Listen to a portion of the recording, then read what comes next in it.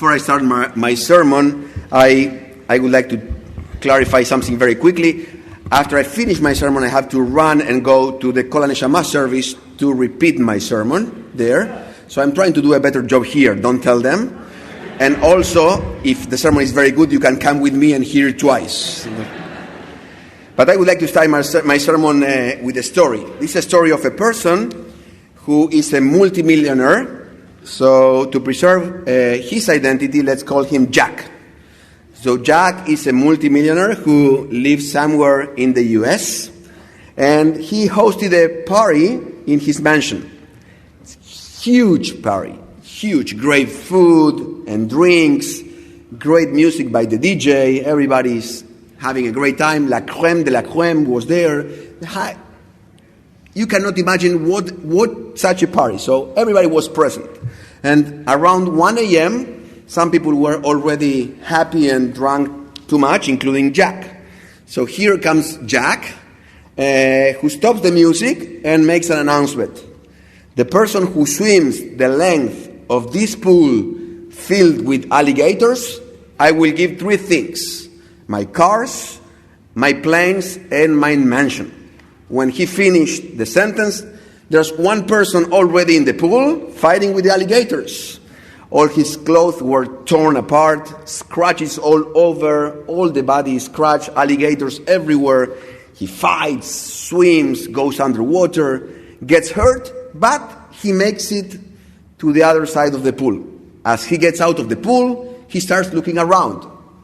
So Jack approaches him and congratulates him. Mazal tov! What a great job, my friend! You did it! The guy keeps looking around. Jack says, what are you looking for? My cars? They are all over there. 25, all yours. Congratulations. The guy answers, I don't need cars. I have plenty. Oh, so you're looking for my planes. They are all over there. 12 planes. They are all yours. No, I don't need a plane. I can buy a ticket if needed. So what are you looking for? My mansion? It's over there. It's all yours.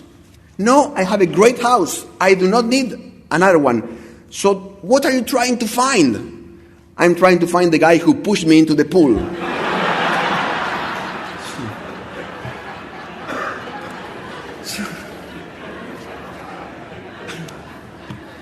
Okay, so I'm glad we started the year laughing. It's a great way to start the year. So I believe there is this is a very profound story, and there's a very deep message into it. Even though this is a joke, I truly believe there are many lessons to be learned. But first, let me tell you that I heard this joke in Hebrew first. And when you hear the story in Hebrew, things make even more sense. So we started the year laughing. Let's continue it by learning together. How do we say to push in Hebrew? Lidchof. Thank you very much. Lidchof. Every word in Hebrew has a root 99% of the times. It has 3 letters. And so the root for lidchof is dalet, hey, and pei, or fei if you want, after fichol and upichol. Dalet, hey, and fei. So what other word in Hebrew can we form with these 3 letters? Dalet, hey, and pei. Pachad, very nice. Fear, being afraid of. So now you start seeing how this story makes more sense. Dear friends, we all need a push in our lives. We all need to be pushed to accomplish. We all need to be pushed in order to achieve. Imagine for a second, would the person who was pushed into the pool have done that without being pushed? I don't think so. Imagine for a second if the person who crossed the pool was looking for the pusher in order to thank him. Without his push, he would have never imagined being able to cross the pool. Imagine for a second if the pusher was trying to help instead of trying to harm. So now that you've used your imagination to see the story in a different way, I would like to invite you to do a short exercise. Take 30 seconds. Think of those who pushed you in your life. Think of those who encouraged you. Are they alive? Did you say thank you to them? And now, take another 30 seconds and think of those whom you have pushed. How did you help them? Was that enough? Could you have done better or different?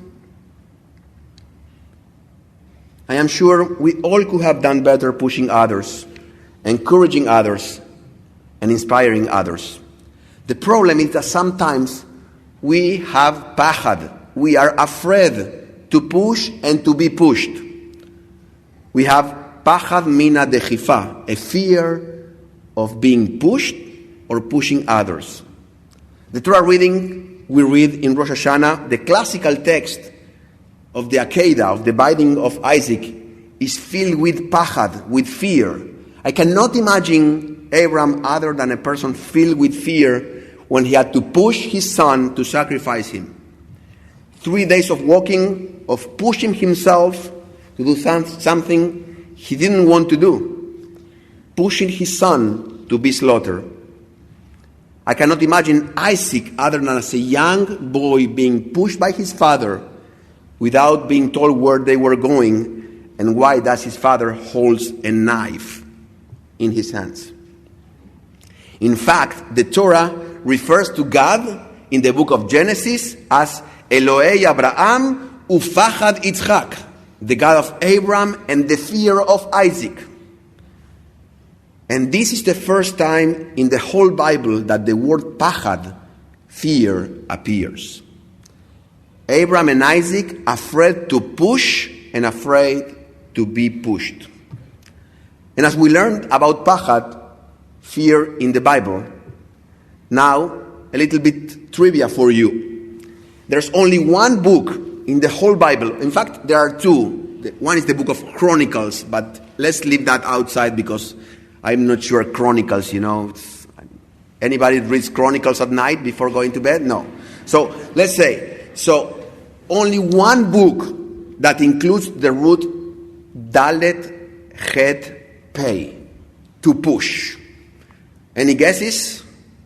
The winner gets lunch at my home on Yom Kippur. So, okay. Any guesses? Which? Sorry, I'm not sure it's in Yonah, but it's one of these books that we always remember. It's the book, the only book that includes the verb to push in the Bible is the book of Esther. The messengers were sent out. The Hufim, Rash, Umeboalim, pushed out to reach everywhere and carry Haman's message to kill the Jews. Only in the book of Esther. And I have my own theory about that. Esther is the only book in the Bible where there's not mention of the name of God. In the book of Esther, God has been pushed away. God is not mentioned because God has been pushed away. And my theory goes even further. Not only in the book of Esther, God has been pushed away. Unfortunately, we see places, statements, actions where God has been pushed away. Just a couple of days ago, I was reading an article about that Abraham Joshua Heschel published in 1953. 1953. Heschel points out how in his time, 70 years ago, already Jewish groups pushed away God. The famous group Bilu, the Palestine pioneers, the agriculture group who got in the land of Israel to get lands for the Jews and go back to Israel, got their name from an acronym from the book of Isaiah. Bilu stands for the acronym Beit Israel Lehu Venelcha, which means house of Israel, let's go. But the verse ends with the words Ve'or Hashem, which means in the light of God. Bet Israel, the house of Israel, let's go in the light of God. And the light of God, was chopped out. The Keren Kayemet LeIsrael, the Jewish National Fund, has as its official motto, Be'aaretz lo timacher letzmitut. The land must not be sold permanently. But they chopped the end of the verse. Ki li kol haaretz, because the land belongs to Hashem, belongs to God. Two simple examples how already in 1953, the name of God has been pushed away. So let's take the time to think. Think, whom did you push? Who pushed you? Sometimes we need the guy who pushes into the pool with alligators. Look around and see that there are people who already crossed that pool. And you can do it too. You just need the push. There's a great story that I would like to share with you. This is about a group of explorers who had a mission in Africa. They needed to cross deserts, and the journeys were going to be very, very long. The first days of the trip were exhausting because of the heavy loads they had to carry and push in the roads. So they decided to spend some money and hire some local people to help them. The native people were used to carry and push these big loads. They had an ancient local system they learned from their own forefathers. So the first day with the natives pushing the load was fantastic. In fact, the native people with the big loads were faster than the explorers themselves. The native people were ahead by miles. At some point in the afternoon, the explorers saw that the native people were sitting in a circle in the middle of the desert and left the big loads on the side. When the explorers arrived at the circle, they started to complain. How is it possible? We hired you to transport the load, and you're sitting in a circle? We cannot believe how lazy you are.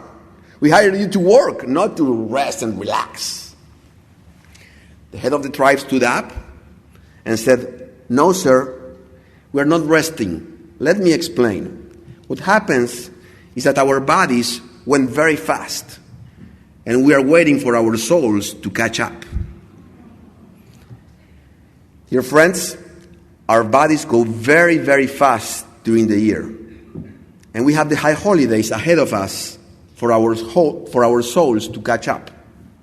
We have the high holidays ahead of us to think what souls we are going to push and what pools of alligators we are going to cross. We should not be afraid of pushing or being pushed. Dear friends, I humbly stand here before you to give you my push.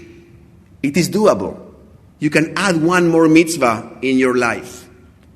You can start with Shabbat, with tefillin, with tzedakah, with a kosher home, with studying Torah, with building a sukkah in a couple of days, with making Jewish choices for you and for your kids. We all can add a new dimension in our lives. And it is doable. I've seen many people who crossed these pools with alligators. And the greatest thing is that they survived it. Yes, of course, some scratches and wounds here and there, but they survived it. And I hope these high holidays give to your soul the time to reflect. I hope these words give you the push you were looking for. Who are you going to push this year? Don't have pachad. Don't be afraid to push and to be pushed. Shana Tova. By the way, if someone asks you, how was the sermon? You know what's the right answer, yes? Yes, push. Shana Tova.